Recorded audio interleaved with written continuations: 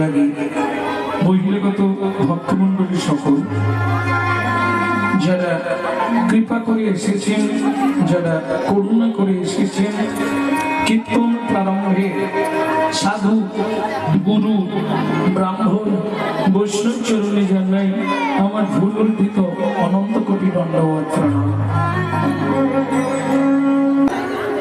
এছাড়াও আছেন আত্মা শক্তি যোগমায়া অংশকলা স্বরূপিণী ভক্তিরূপিণী মায়েরা। আপনাদের চরণে রইল প্রথম সন্তান শ্রী গৌরাঙ্গ সুন্দর চক্রবর্তীর অনন্ত কোটি দণ্ডবত প্রণাম।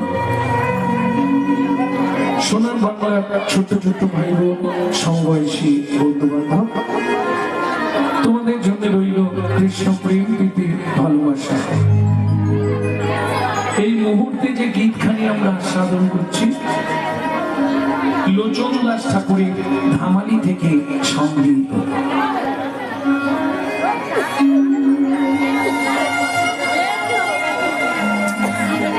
আপনি যদি জাপান জার্মানে জন্মাতেন আমি বলতাম না, আপনি যদি লন্ডন অক্সফোর্ড কেমব্রিজে জন্মাতেন আমি বলতাম না।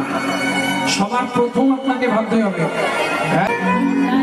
আপনার জন্মটা হয়েছে ভারতবর্ষের মাটিতে। যে ভারতবর্ষের মাটিতে মানুষ সবার জন্য স্বর্গের দেবতারাও সাধনা করছে। কেন? ভারতবর্ষের মতো সাধুগুরু ঋষি দেশ, ভারতবর্ষের মতো প্রেম ভক্তিপূর্ণময় দেশ অল ওয়ার্ল্ডে সারা পৃথিবীতে আপনি কোথাও খুঁজলে পাবেন না। যে দেশে সপ্ত ঋষির এক ঋষি স্বামী বিবেকানন্দ, ভক্তমণ্ডলী ভক্তিমতী মায়েরা, সেই ভারতবর্ষের মাটিতে আপনি মানুষ হয়ে জন্মালেন। এটা কিসের ফল? বহু জন্মের পুণ্যের ফল না। তাহলে ভালো কর্মের ফল না। ভারতে মানুষ হলেন কি করে? শ্রুতি বলছে বহু জন্মানাং সুকৃতি প্রারব্ধম। আপনার বহু জন্মের তিল তিল সুকৃতি ছিল বলে আপনি ভারতবর্ষের মাটিতে মানুষ হয়ে জন্মাতে পারলেন। এটা আপনার অহংকার। আপনি ভারতবাসী। কিসের অহংকার? যতবার ভগবান জন্মগ্রহণ করেছে ভারতবর্ষের মাটিতে, প্রেম সে বলো চৈতন্য মহাপ্রভু কি। ভক্তিমতী মায়েরা, তাহলে একটু ভাবুন, যে ভারতে দেবতারা বাঞ্ছা করে মানুষ হতে, সেই ভারতে আমি মানুষ হয়ে জীবনে কি করলাম? কেন? সংসার করেছি, ছেলে মেয়েকে মানুষ করেছি, তারপরে বলো হরি হরি বলে কি লাভ হলো? কি করেছি বলবো? আওয়াজ বেরিয়ে আসল মানে বহু পুরনো দিনের আসল। এত বছর কীর্তন হচ্ছে। আমি অনেক ছোট থেকে এখানে কীর্তন করেছি। গৌরী শঙ্কর বাবু, নিমাই ভারতী মহাশয়, তাদের সঙ্গে মাঝখানে মানে 10-12 বছর আসেনি, 10-11 বছর হবে। কিন্তু এতদিন কীর্তন শুনছেন আপনারা, এটাই আমার দুর্ভাগ্য যে আপনাদের পরিবর্তন কিছু হয়নি।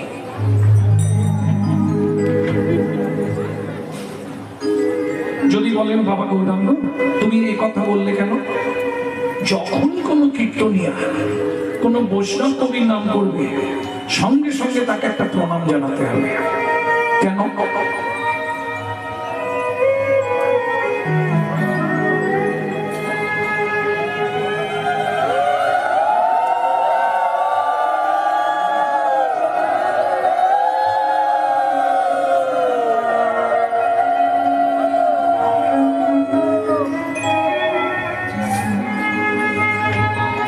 আসল অনেক সুন্দর হয়ে গেছে। আগে যে অবস্থা ছিল তার থেকে অনেক ডেভেলপ হয়েছে, অনেক ডেভেলপ। কিন্তু এদিকে ভেতরে ডেভেলপ কিছু না।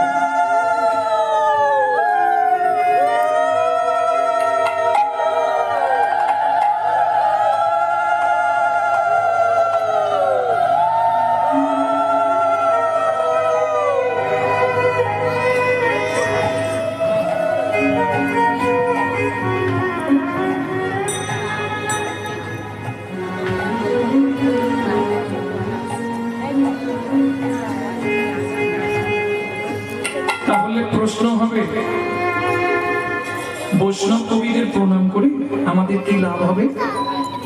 ওমা, যদি প্রাক চৈতন্য যুগ দেখেন, প্রাক চৈতন্য যুগ মানে চৈতন্য মহাপ্রভুর আগে যে সকল পদকর্তারা এসেছিলেন, চণ্ডীদাস, বিদ্যাপতি, গীত গোবিন্দম রচয়িতা কবি জয়দেব, কবি কালিদাস, বিল্লমঙ্গল ঠাকুর, চৈতন্য মহাপ্রভুর পর যারা এলেন, গোবিন্দ দাস, জ্ঞান দাস, লোচন দাস, ঘনশ্যাম দাস, সত্যেখর দাস, দুঃখী কৃষ্ণ দাস, দীনকৃষ্ণ দাস, বলরাম দাস, লোচন দাস, নরহরি দাস, নরহরি সরকার ঠাকুর মহাশয়, নরোত্তম দাস ঠাকুর মহাশয়, বাসুদেব ঘোষ মহাশয়, নয়নানন্দ দাস ঠাকুর মহাশয়, গোকুলানন্দ দাস ঠাকুর মহাশয়, এরা যদি বাংলার মাটিতে না আসতো, রাধা গোবিন্দের গোপন লীলা কিন্তু আমরা কেউ জানতে পারতাম না।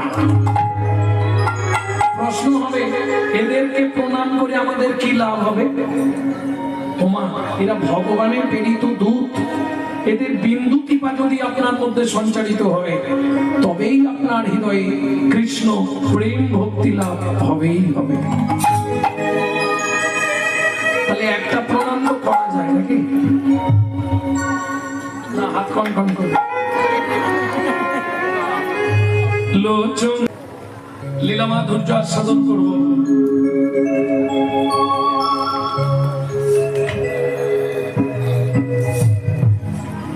যেহেতু এরপরে রাসলীলা হবে, তাহলে আমরা কৃষ্ণলীলাই আস্বাদন করি নাকি? তবে রাসের আগে প্রযোজ্য হচ্ছে রূপ। রূপ গান বোঝা খুব কষ্ট। গাইব?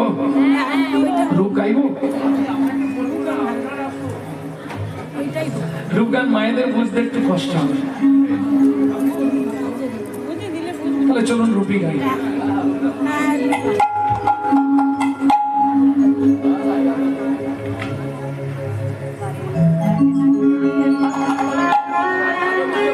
বেলি অবসান কাল, জলের কলসি কক্ষে নিয়ে সুরধ্বনি গঙ্গার বক্ষে জল ভরতে গিয়ে ওই রূপমাধুর্যময় মণ্ডিত দোহাত তোলা ঠাকুরটাকে দেখেছে। কে? নবদ্বীপ মালঞ্চ পাড়া রাজপণ্ডিত সনাতন মিশ্রের একমাত্র তনয়া বিষ্ণুপ্রিয়া দেবী। ওমাইরা, আমরা যদি কাউকে দেখি বাড়িতে এসে গল্প করি না, এই গল্প কি করবে? কেঁদেই হাল্লা। কি হলো? কি দেখলি দিয়া? কি দেখলাম জানিস? কাঞ্চনা। ওমাইরা, আমরা বাসে, ট্রেনে, ট্রামে, নৌকায়, লঞ্চে যখন যাই, কোন রূপের মানুষকে দেখি তো দেখলে গল্প করি না? গল্প করার আগে কাঁদেন না হাসেন? সত্যি বলবো, মুখ দেখে তো মনে হচ্ছে হেসে হেসেই বলেন নাকি? জানিস কি,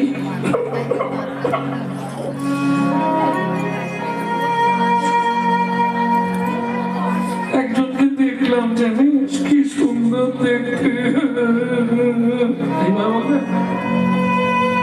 এইভাবে গল্প করবেন কি? তাহলে জানিস কি,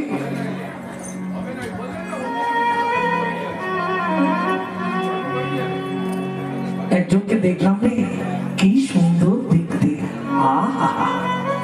কীর্তন বলতে গেলে বৈষ্ণব পদাবলী, যেটা মহাপ্রভু এই কীর্তন শুনবার জন্য 12 বছর দরজা বন্ধ করে গম্ভীরায় ছিলেন। চণ্ডীদাস, বিদ্যাপতি, রায়ের নাটক গীতি, কর্ণামৃত, শ্রীগীত গোবিন্দ, স্বরূপ রামানন্দ শোনে মহাপ্রভু রাত্রি দিনে গায়ে শুনে পরম আনন্দ। বৈষ্ণব পদাবলী শুনলে কি হবে? হৃদয়ে কৃষ্ণ প্রেম ভক্তির উদয় হবে। এখন দক্ষিণে এই কীর্তন গুলো একদম লুপ্ত। কীর্তন যদি বলতে হয় তাহলে বৈষ্ণব পদাবলী, মহাজনগতশ্চ পন্থা। বাংলা সাহিত্যে আমার মনে হয় বৈষ্ণব পদাবলীর মতো এত বড় সাহিত্য আর কিছু নেই। কি দেখলি পিয়া? বল ভালো করে। ও মাইরা, কটা দ বললাম একটু বলুন তো গুনে, তারপর কীর্তন। হাই গুণা হয়নি তো, তাহলে আমি আবার বলি, গুনে নেবেন। দামিনী দাম দামন রুচি দরসাই রে বাকি দাম। কটা বলেছি? জোরে বলুন। আটটা, সেখানে চারটে। আর কেউ বলবে? নটা।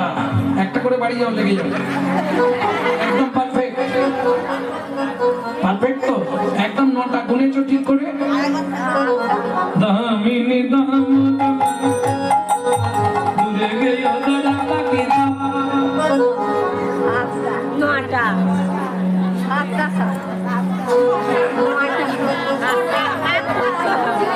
এক ধাপ থেকে আরে এক এক করে বাড়ি যাও না, যেখানে হোক লেগে যাবে।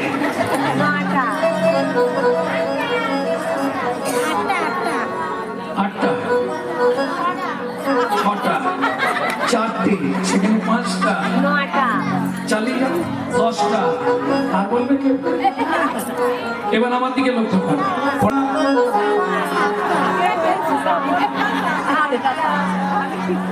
আচ্ছা, 8টা হলো না, 6টা হলো না, 7টা হলো কেন? 7-এর তত্ত্বে জানো? পান পাতা চাপা দিয়ে 7 বার ঘুরেছিলে, মনে নেই? এই জন্য ছাড়াতে চাইনি। তত্ত্ব মানেই বাঁধাকপি, ছাড়ালেই বেরোবে। কি 7 পাক ঘুরেছিল না কেন? 5 পাক ঘুরলে হতো না? 3 পাক ঘুরলে হতো না? 7 পাকে বাঁধা। কি বেঁধেছো বলো? যদি বেঁধেই দিলে তাহলে তেঁতুল তলায় গুজগুজ করে কেন?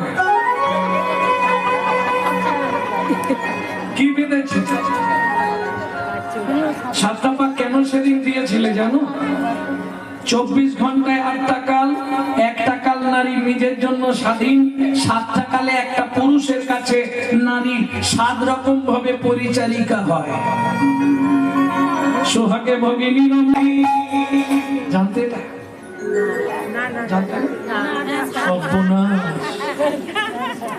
এই রে, বুদ্ধায় ঘুরেছে কি? কিছু বুঝলে? সোহাগে ভগিনী মানে পুরুষ বিয়ে করলে ভাবে ও 24 ঘন্টাই আমার বউ। না, 3 ঘন্টা তোমার বউ, বাকি টাইম আর তোমার বউ নয়। এই সর্বনাশ। সোহাগে ভগিনী বোন, রমণে রমণী স্ত্রী, ধ্যানে জননী। যখন ভাত খেতে দেবে অন্নপূর্ণা, যখন সন্ধ্যেবেলায় তুলসী তলায় তখন গৃহলক্ষ্মী, যখন রাত্রিবেলা পায়ে তেল দেবে তখন দাসী। কি সেই দিন আর নেই গো। আগে যে স্বামী স্ত্রীর মধ্যে একটা ভালোবাসা ছিল, কি গো শুনছো গো? ও গো চৈতালি, বিশ্বজিৎ, ওই এখন আর সেই ভালোবাসা সব ডাইরেক্ট। কেউ কাউকে সম্মান দেয়নি, বলে আমাকে দেখো, বলে আমাকে। তাহলে বুঝে নিয়ে গেল 7টা পাক কেন দেওয়া হয়েছে। এই জন্য নয়, এটা বাহ্যিক তত্ত্ব বললাম। এবার ভেতর তত্ত্বটা বলে দিই, শুনে নাও। নারীর চরিত্র অতিশয় কঠিন, কে বুঝিবে বলো তাই? বুঝিতে অবধি নারীলে বিধি, ব্রহ্মা 7 দিনে গড়িল তাই। একটা পুরুষ সৃষ্টি করতে ব্রহ্মার সময় লেগেছিল 1 দিন 1 রাত। একটা নারী সৃষ্টি করতে ব্রহ্মার সময় লেগেছিল 7 দিন 7 রাত। 7-এর তত্ত্বে নারী সৃষ্টি, তাই তো 7 পাক দেওয়া হয়। তাই তো বিয়ের বাসরে নারীর কক্ষে ভর্তি কলসি দিতে হয়। বুঝে নিলেন? 7-এর তত্ত্ব কি ছিল? 7-এ কি কি বল জানো না? কি শিখলে জীবনে? ফকিরচাঁদ কলেজে পড়ো।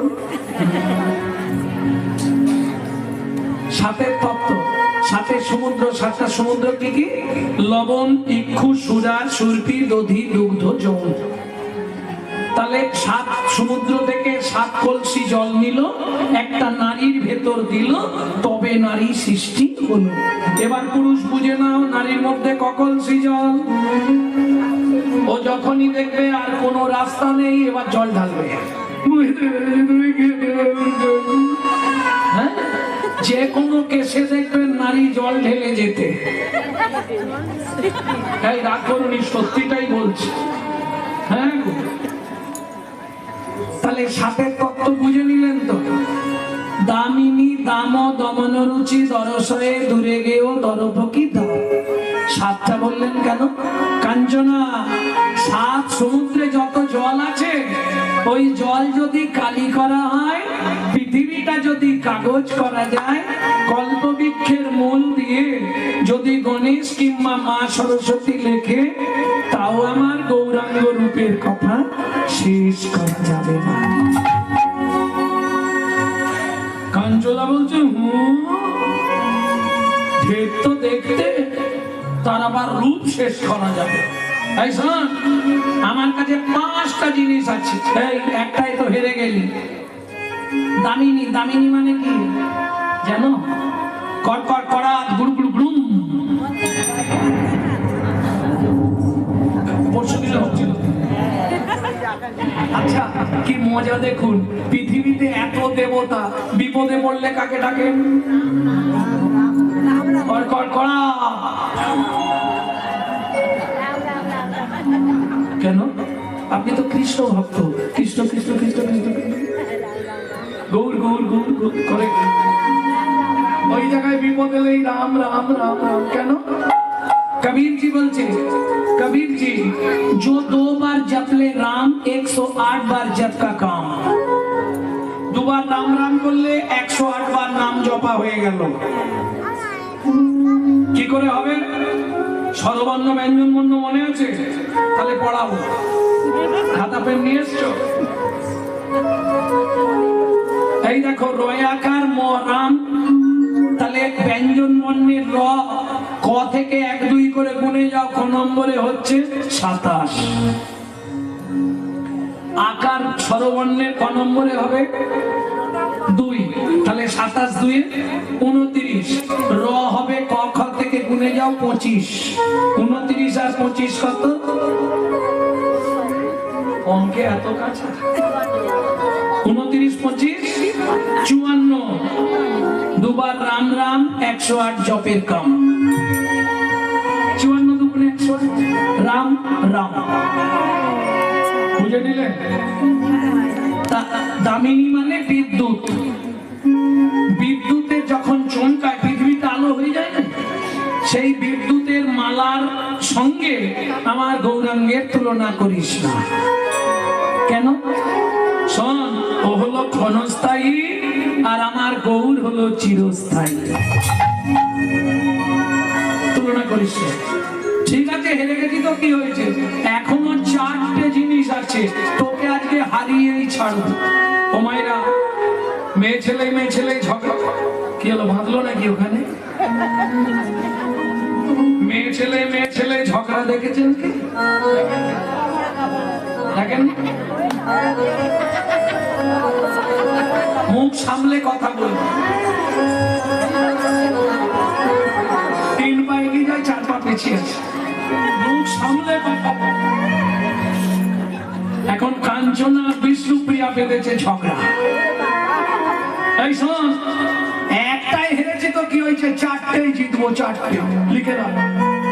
বলে কাঞ্চনা, তাহলে দ্বিতীয়টা বল কার সঙ্গে তুলনা করবি? বলবো?